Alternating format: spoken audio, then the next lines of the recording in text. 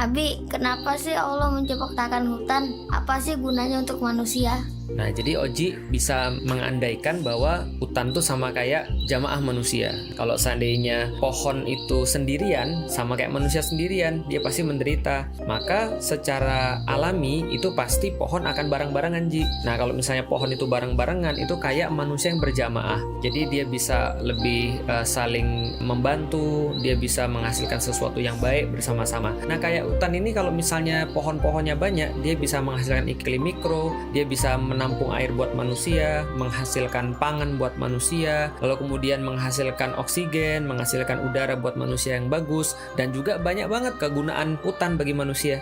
Oh, jadi gitu, Bi.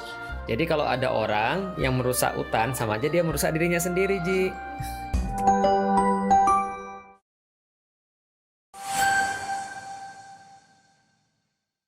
Bismillahirrahmanirrahim. Assalamualaikum warahmatullahi wabarakatuh. Alhamdulillah, puji dan syukur senantiasa kita panjatkan kepada Allah Subhanahu wa Ta'ala atas rahmat dan karunia-Nya, atas kesabaran-kesabaran yang telah dianugerahkan untuk kita, dan atas keimanan yang telah dititipkan di dalam dada kita. Salat dan salam semoga tercurah dan terlimpahkan kepada baginda Nabi besar Muhammad sallallahu alaihi wasallam, manusia mulia yang telah mencontohkan segala macam kebaikan-kebaikan yang bisa kita tiru. Baik kebaikan itu adalah apapun yang keluar daripada lisan kita, ataupun kebaikan itu apapun yang bisa kita perbuat dengan amal-amal kita. Teman-teman sekalian, saat dirahmati Allah, seringkali kita itu merasa depresi, merasa stres, merasa tertekan. Sebab kita merasa bisa mengendalikan, bisa untuk mempengaruhi, bisa untuk bertanggung jawab atas segala sesuatu. Padahal sebenarnya manusia itu dikasih sedikit aja daripada tanggung jawab, tidak semuanya. Contoh misalnya, ada seseorang yang di zaman-zaman ini kita sudah tahu kita banyak sekali diuji dengan kematian, kita banyak sekali diuji dengan kesehatan, banyak diuji dengan harta dan seterusnya. Ketika ada seseorang yang menghadapi orang tuanya harus dipanggil oleh Allah Subhanahu wa Ta'ala dalam kondisi COVID misalnya. Keduanya dipanggil oleh Allah, lalu kemudian dia kehilangan orang-orang yang dia sayangi, dia ditinggalkan oleh orang-orang yang dia kasihi, maka ada beberapa orang yang tidak bisa menerima dan akhirnya dia stres karena mental, gitu ya. Kenapa bisa seperti itu? Karena dia merasa bahwa dia tuh punya kendali. Dia merasa tuh bahwa dia tuh bisa ngontrol sesuatu. Maka ketika dia mendapati hasil yang dia harapkan itu tidak seperti yang dia duga, maka dia stres, maka dia depresi. Nah, padahal sebenarnya teman-teman sekalian, dikit banget yang Allah itu minta kita untuk lakukan. Dan hampir sebagian besar yang terjadi itu sebenarnya bukan kita yang dimintai pertanggungjawaban. Makanya Islam itu sederhana. Islam itu minta kita untuk serius, bersungguh-sungguh dalam perkara-perkara yang Allah kasih ke kita untuk ditanggungjawabin. Lalu kemudian dalam perkara-perkara yang kita nggak tanggung jawab, ya kita berserah kepada Allah. Itulah arti daripada Islam. Islam itu adalah agama yang berserah. Muslim itu berarti orang yang menyerahkan, pasrah. Tapi pasrah itu bukan berarti ya seperti yang kita kenal selama ini, tidak melakukan apapun, itu bukan pasrah. Nanti coba kita akan perdalam dan coba kita akan luaskan bahasanya. Jadi gini teman-teman sekalian, ada satu kisah di dalam Al-Quran yang bisa kita jadikan sebagai satu pedoman misalnya. Suatu waktu Rasulullah Shallallahu Alaihi Wasallam itu mendapati Abu Thalib, pamannya sedang sakaratul maut, dan kita sudah tahu pamannya ini adalah salah seorang yang sangat dicintai oleh Rasulullah Shallallahu Alaihi Wasallam. Kenapa? Karena pamannya lah yang memberikan perlindungan, memberikan jaminan, memberikan bahkan harta, bahkan apapun yang diperlukan oleh Nabi Muhammad ketika berdakwah. Salah satu pelindung Rasulullah ketika menjalankan dakwah Islam adalah pamannya Abu Thalib. Tapi sayangnya pamannya ini sekarat, tidak dalam keadaan Islam. Maka Rasulullah Shallallahu Alaihi Wasallam pergi lalu meyakinkan pamannya untuk terakhir kali dan benar-benar berharap bahwasanya pamannya akan masuk kepada Islam. Tapi apa yang terjadi? Pamannya Abu Thalib wafat dalam keadaan bukan muslim. Maka kebayanglah seperti apa sedihnya Rasulullah Shallallahu Alaihi Wasallam. Para penulis sejarah menggambarkan ini sebagai amul huzn, sebagai salah satu yang menyebabkan kenapa tahun itu disebut dengan tahun kesedihan. Karena Rasulullah kehilangan Abu Thalib dalam keadaan tidak beriman. Kalau seandainya kita nggak usah berpikir bagaimana Rasulullah yang benar-benar mendapatkan segala sesuatu yang spesial daripada pamannya Abu Thalib. Kita aja misalnya, kalau kita mengandai-andai kita berada di posisi Rasulullah SAW, mungkin kita berpikir, padahal kan saya kan pengen banget orang ini masuk Islam. Saya kan sangat-sangat menginginkan orang ini masuk Islam. Saya berharap banget orang ini masuk Islam. Kok ya Allah nggak memberikan kesempatan pada orang ini untuk masuk Islam? Itu kalau kita. Tentunya kalau Rasulullah nggak sampai kayak gitu. Kok bisa sih yang lain itu mendapatkan hidayah, mendapatkan kebaikan? Kok yang ini nggak dapat sih? Padahal kita kan pengen banget, dia kan deket banget sama saya. Maka kalau seandainya kita aja kondisinya mungkin kayak begitu, bayangkan kesedihan Rasulullah Shallallahu Alaihi Wasallam ketika mendapati pamannya itu tidak sesuai dengan harapannya. Makanya Allah kemudian menurunkan satu ayat yang merupakan ayat penghibur kepada Rasulullah, sekaligus ayat untuk mengingatkan Rasulullah Shallallahu Alaihi Wasallam.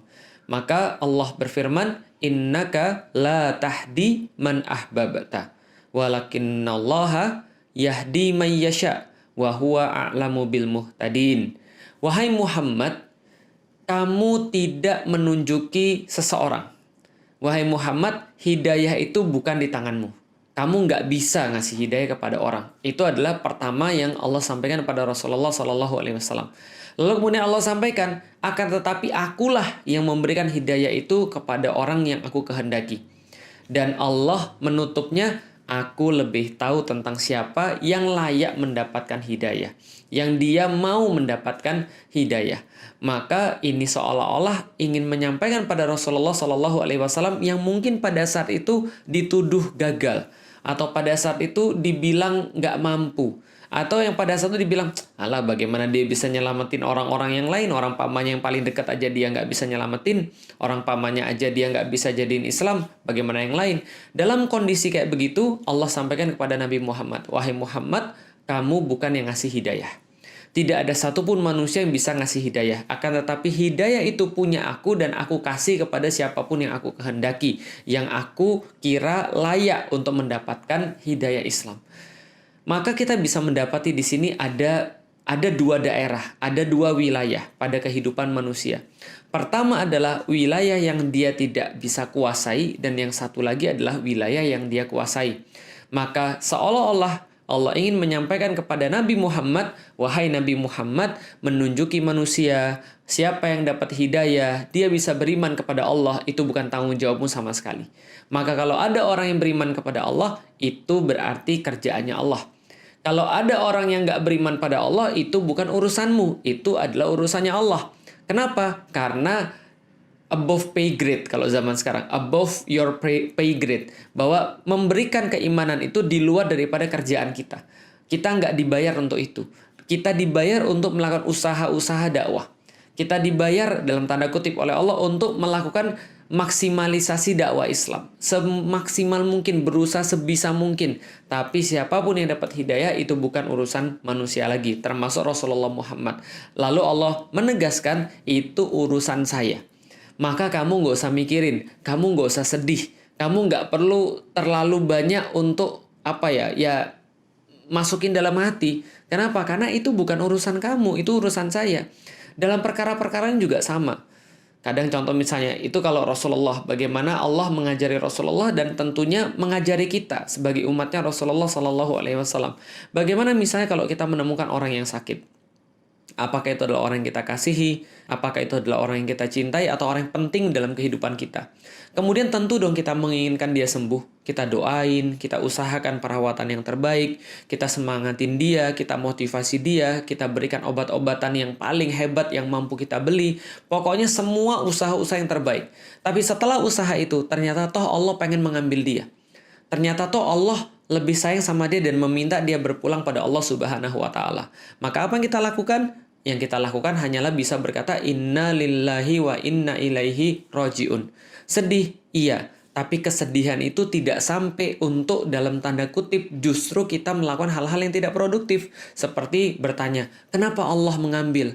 Kenapa Allah kemudian tetap menjadikan dia nggak bisa sembuh? Kenapa dia harus mati? Kenapa nggak yang lain? Kita nggak melakukan hal-hal yang nggak produktif kayak gini. Kenapa? Itu bukan urusan kamu. Nyawa manusia itu bukan urusan kamu. Ajal itu bukan urusan kamu. Itu urusannya Allah. Jadi kamu nggak perlu merasa bersalah tentang itu. Tugasmu itu sudah kamu lakukan, sedangkan itu adalah above your pay grade. Itu di luar daripada apa yang Allah sampaikan dan Allah wajibkan kepada kita. Sama seperti juga ketika kita mencari rezeki. Kita mencari rezeki susah-susah, kita punya anak banyak. Tiba-tiba sudah membuat plan dengan sempurna, bisnis plan dengan baik. Kita lakukan segala sesuatu yang diperlukan. Tiba-tiba ada lockdown. Tiba-tiba ada pembatasan. Sehingga kita nggak bisa buka toko, sehingga kita nggak bisa melakukan bisnis kita, sehingga bisnis kita harus tertunda. Lalu kemudian kita stres. Lalu anak saya harus makan apa? Istri saya harus makan apa? Kalau nggak bisa makan, nggak bisa hidup. Itu di luar bayaranmu, above your pay grade. Yang ngasih makan itu Allah, yang ngasih rezeki itu Allah. Maka itu semua nggak perlu dalam tanda kutip dipikirkan. Nggak perlu kita risau, nggak perlu kita gontai, nggak perlu kita merasa khawatir. Kenapa? Itu urusannya Allah. Urusan kita adalah melakukan segala sesuatu yang terbaik. Biarkan, kasih Allah urusan Allah. Jangan ngurusin urusannya Allah. Sama kayak juga dakwah. Dakwah kita itu urusan kita apa? Mengusahakan dakwah yang terbaik, mencari perantara yang paling bagus, berbicara dengan yang paling fasih, mencari dalil yang paling cocok, lalu kemudian memberikan memberikan dakwah sesuai dengan kehendak atau sesuai dengan akal manusia, lalu berusaha untuk sebaik-baiknya mengantarkan dakwah. Itu urusan kita. Mengenai orangnya senang atau tidak dengan dakwah kita, apakah kita dimaki setelahnya, atau kita dihina setelahnya, ataukah ada orang yang tepuk tangan lalu kemudian memuji, wah keren banget dakwanya. Itu bukan urusan kita lagi. Itu sudah urusannya Allah. Makanya enak banget kalau kita sudah memahami hal ini. Memahami bahwa ada urusannya Allah dan ada urusannya kita. Dan kita nggak nyampurin urusannya Allah karena kita sudah sibuk dan kita sudah benar-benar mencoba untuk memaksimalkan urusan kita. Makanya dalam panah itu ada ungkapan begini. Menarik panah itu adalah urusan kita. Menarik panah adalah usahanya manusia. Setelah kita melepas panah itu, kita sudah lepas, maka itu sudah takdirnya Allah. Jadi ikhtiar itu cuma pada menarik saja sampai titik itu. Jadi memegang panahnya itu ikhtiar, mencari soft yang terbaik itu ikhtiar, memasang vanes yang paling bagus itu ikhtiar, memasang poin itu ikhtiar, memilih busur yang benar itu ikhtiar, mempelajari cara menarik, cara berdiri, cara teknik-teknik memanah dan segala macam itu ikhtiar. Tapi setelah kita tarik, lalu kemudian kita lepas panahnya itu, maka setelah kita lepas, maka itu sudah takdirnya Allah Subhanahu wa taala. Maka orang-orang yang memanah itu diajari dari awal. Kalau tepat, maka Allah yang harus dipuji. Kalau tidak tepat, maka jangan untuk menghina orang yang nggak tepat atau menghina atau mencela lemparan kita yang nggak tepat. Jangan beralasan. Kalau tepat, alhamdulillah. Kalau tidak tepat, ya sudah alhamdulillah ala kulli hal. Artinya adalah apa? Kita memahami betul titik kita itu sampai di mana, bisa berusaha. Tapi kan sulit untuk membedakan mana yang bisa kita usahakan, mana yang tidak bisa kita usahakan. Iya, memang sulit. Makanya para ahli ilmu itu berkata, perbanyaklah berdoa kepada Allah, ya Allah, berikan aku kekuatan untuk bisa mengubah apa yang bisa aku ubah, dan berikan aku kesabaran untuk bisa bersabar atas apa yang tidak bisa aku ubah. Dan kebijaksanaan untuk membedakan mana yang bisa aku ubah dan yang nggak bisa aku ubah. Jadi saya ulangi ya. Jadi perbanyaklah doa, berikan aku kekuatan ya Allah untuk bisa mengubah yang bisa diubah. Dan berikan kesabaran untuk perkara-perkara yang nggak bisa saya ubah. Dan kebijaksanaan untuk bisa membedakan mana yang bisa diubah dan mana yang nggak bisa diubah. Karena memang agak sulit membedakan mana yang bisa kita ubah dan mana yang kita nggak bisa ubah. Contoh misalnya, suatu waktu ada seseorang, ini yang salah kaprah ya, contoh yang salah kaprah. Dia itu kalau tadi kan contohnya gini, kalau tadi contohnya ada seseorang yang dikasih oleh Allah perkara-perkara yang dia nggak bisa ubah dan dia merasa bahwa dia merasa nyesal, dia merasa stres karena dia merasa dia bisa mengendalikan sesuatu. Contoh, Ada seseorang yang sakit tadi. Dia udah berusaha semaksimal mungkin memberikan pengobatan yang paling bagus, memberikan perawatan yang paling bagus, menyiapkan segala macam sesuai dengan prinsip-prinsip kesehatan. Toh dia masih mendapati keluarga yang dia cintai atau orang-orang yang dia kasih diambil oleh Allah Subhanahu wa taala. Maka dia stres, dia depresi sampai itu kontraproduktif terhadap kehidupan dia. Maka orang ini dia GR merasa bahwa dia bertanggung jawab padahal Allah nggak ngasih dia tanggung jawab di situ. Ajal urusan Allah, dia merasa dia bisa untuk ngurusin ajal. Dia merasa dia bisa untuk ngurusin yang mana yang hidup dan mana yang mati. Ini adalah kontraproduktif. Ini adalah sesuatu yang salah. Tapi ada juga salah dari sisi lain. Kalau tadi salahnya adalah dia merasa bisa ngurusin hal-hal yang nggak bisa dia ubah. Dia merasa bisa mengendalikan perkara-perkara yang nggak bisa dia ubah. Tapi ada satu lagi, yaitu adalah orang yang nggak mengubah perkara-perkara yang bisa dia ubah. Orang yang nggak berusaha tidak maksimal dalam perkara-perkara yang mampu dia lakukan. Padahal itu hal yang bisa dia kuasai, dia bisa kendalikan. Dan dia beralasan ini sudah takdir. Contoh misalnya, ada orang yang datang ke kantor telat. Setiap hari datangnya telat. Harusnya datangnya jam 8, datangnya jam setengah 10. Ketika dia ditanya, kenapa kamu telat? Jawabannya, takdir Pak. Maka ini adalah contoh orang yang malas, nggak mau berusaha. Contohnya lagi misalnya, dia sudah tahu bahwasanya di depan itu ada problem, ada wabah misalnya. Di depan itu ada penyakit misalnya. Tapi dia mengatakan, udahlah urusan mati atau hidup itu adalah urusan Allah. Ajal itu urusan Allah. Toh kalau saya mati saya juga syahid. Maka dia kemudian pergi ke sana tanpa perlindungan, tanpa protokol kesehatan, tanpa melakukan apapun. Lalu kemudian setelah sampai di situ dia terkena, lalu kemudian dia meninggal. Kalau ada wabah seperti di zamannya Umar misalnya, maka ini adalah orang yang tidak memperhatikan usaha, tidak melakukan ikhtiar. Padahal ini perkara-perkara yang bisa dia kuasai, yang bisa dia ubah gitu maksudnya. Bukan perkara yang tadi, bukan perkara yang sudah menjadi takdirnya Allah Subhanahu wa taala. Atau gampangnya gini, dia ikut pertandingan panah. Ketika ikut pertandingan panah, ini pertandingan panah tingkat nasional. Maka dia datang dengan panahnya, dengan busurnya, lalu orang tanya, kok kamu pakai busurnya kayak gitu? Iya memang terserah aja. Lalu kok kamu pakai anak panahnya nggak cocok sama busurnya? Ya terserah aja dong. Lalu dia ditanya lagi, kamu udah latihan berapa lama? Ya aku nggak latihan. Kenapa? Aku tawakal pada Allah Subhanahu wa taala. Kalau Allah pengen aku menang, aku tetap menang. Kalau Allah pengen aku kalah, ya udah aku kalah. Aku nggak peduli. Kenapa? Semuanya sudah ditentukan oleh Allah Subhanahu wa taala. Fa'alu lima yurid. Allah melakukan apa yang dia inginkan. Kalau Allah menghendaki saya menang, saya pasti menang. Ini juga sama, ngawur. Kenapa? Karena dia tidak melakukan yang seharusnya, dia tidak mengusahakan yang seharusnya dia usahakan. Dia tidak maksimal dalam perkara-perkara yang bisa dia kendalikan. Makanya dalam kasus ini Rasulullah mencontohkan bahwa Rasul ketika pergi jihad fisabilillah itu pernah memakai baju zirah 2 lapis. Kenapa? Karena ini berada dalam wilayah kekuasaannya Rasulullah. Rasul ingin mencontohkan, iya memang Allah pasti akan membantu orang-orang mukmin. Allah pasti akan memenangkan orang-orang mukmin, tapi ikhtiarnya kamu sempurnakan dulu. Kenapa? Karena itulah namanya jihad. Jihad itu menyempurnakan ikhtiar, memaksimalkan perkara usaha. Itu jihad. Maka kalau orang sudah maksimal dalam usahanya, melakukan apapun yang dia bisa, lalu dia berjihad di jalan Allah, maksimal dalam persiapannya, maksimal dalam amalnya, lalu tetap dia meninggal, itulah namanya syahid.